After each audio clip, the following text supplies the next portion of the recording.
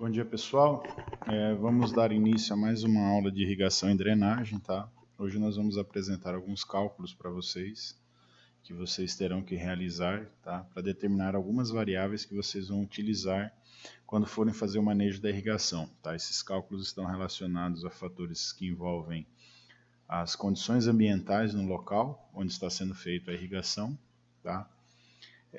Tem relação com a transpiração, né, o que nós vamos chamar agora de evapotranspiração, que seria a perda de água pelas culturas, né, ou pela planta estabelecida no local, e pela água que é perdida na forma de vapor, diretamente do solo para a atmosfera. Tá? Lembrando que a junção da evaporação, água, solo, atmosfera, e da transpiração, água, planta, atmosfera, compõe a tal da evapotranspiração, que é a forma que a água é perdida do solo, aonde se encontra a nossa cultura estabelecida, tá bom? Então nós vamos apresentar aqui como nós fazemos esses cálculos de evapotranspiração de referência, evapotranspiração da cultura, e como nós determinamos algumas variáveis, né, por exemplo, da quantidade de água que existe no determinado solo, naquele determinado local onde nós temos a nossa cultura estabelecida. Eu vou fechar o vídeo aqui e vou começar então a aula para vocês. Vamos lá.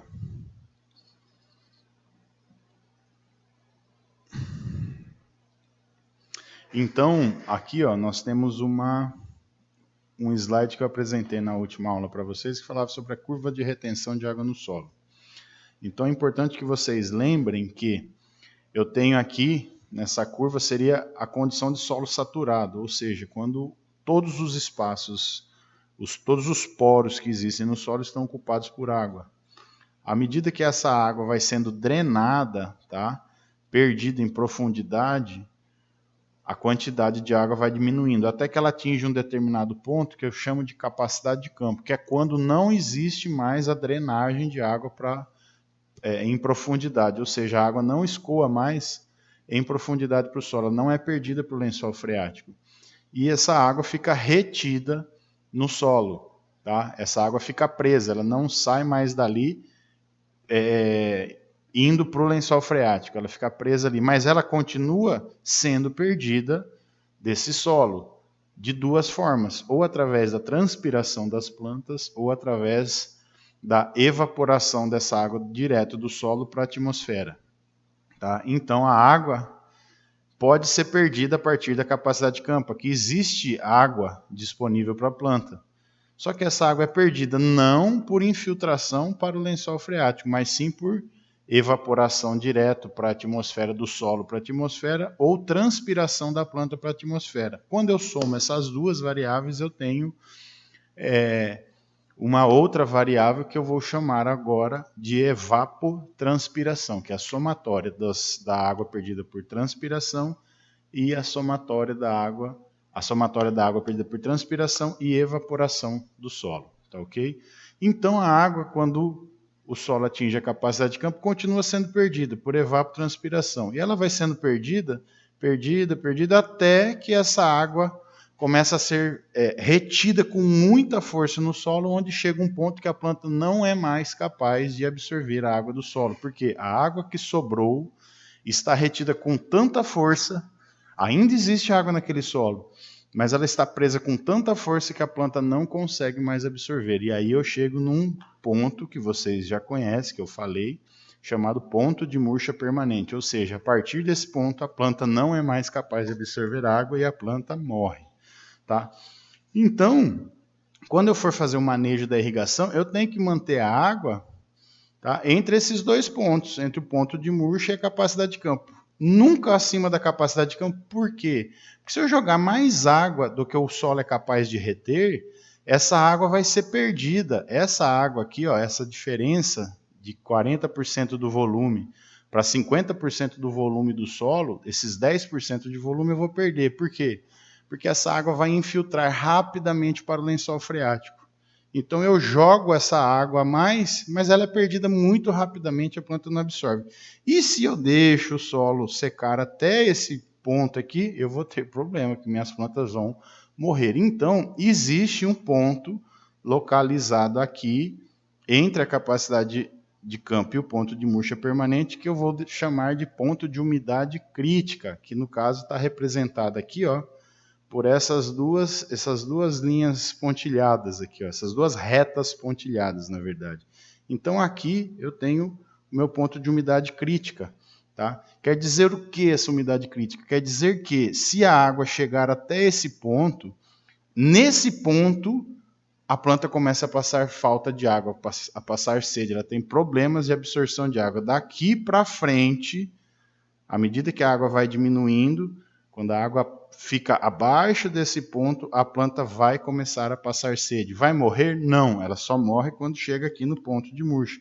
Mas não é interessante que minha planta tenha problema de água. Eu estou trabalhando com irrigação, então eu tenho que colocar água para manter a umidade sempre entre a capacidade de campo e a umidade crítica, que está aqui, ó. Aqui é a umidade crítica, eu vou chamar de UC.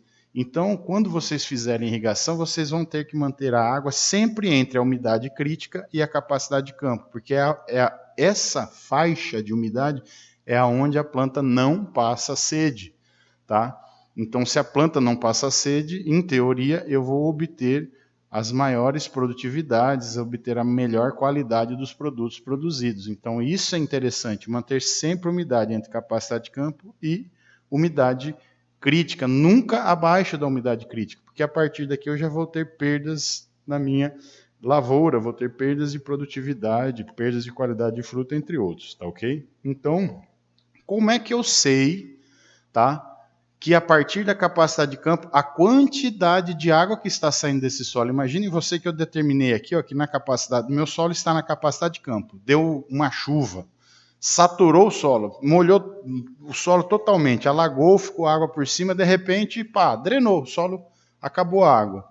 Drenou essa água que estava em excesso, uma parte escoou pela superfície, outra parte drenou. Beleza, quando essa água para de drenar, eu obtenho, o meu solo fica na capacidade de campo. Eu consigo determinar isso através das análises que nós fizemos, eu mostrei para vocês nos vídeos. Tá? Determinei a capacidade de campo. Eu sei quanto de água tem naquele solo quando está na capacidade de campo. Só que eu disse, a água não vai ser mais drenada para o lençol freático, mas ela vai ser perdida por evapotranspiração. Então, como eu sei a quantidade de água que tem nesse solo a partir daquele ponto da capacidade de campo? Como eu sei quanto de água está sendo perdido por dia pela evapotranspiração? Aí eu preciso fazer cálculos, tá? E existem várias formulazinhas para nós fazermos esses cálculos. Eu vou apresentar só duas. Uma que é a recomendada pela FAO, que a gente chama de Piemontif, tá? Que usa dados climatológicos, a gente precisa ter dados de uma estação meteorológica para fazer esses cálculos. E a outra, a gente usa dados bem mais simples, apenas temperatura do ar, tá ok? Então, são dois cálculos bem simplesinhos. Tá? Não são difíceis, mas nós vamos ver isso aqui. Por quê? Porque daqui até aqui a água está sendo perdida por evapotranspiração. Então eu tenho que saber quanto de água está sendo perdida todos os dias. Por quê? Eu vou fazendo esses cálculos, opa, de repente eu descobri que 3, 4 dias após aquele dia que atingiu a capacidade de campo, a água chegou na umidade crítica. Então, eu tenho que fazer a intervenção, eu tenho que colocar água nesse solo. Eu não posso deixar que a umidade caia abaixo dessa umidade crítica, que o teor de água cai abaixo do teor de água na umidade crítica. Então, eu tenho que fazer a intervenção. E eu só vou fazer a intervenção se eu souber que naquele determinado momento a água atingiu a umidade crítica. Então, eu faço esses cálculos de evapotranspiração, tá? Para poder determinar a quantidade de água que está sendo perdida todos os dias nesse solo, entre esses dois pontos de umidade daquele solo específico do local, beleza?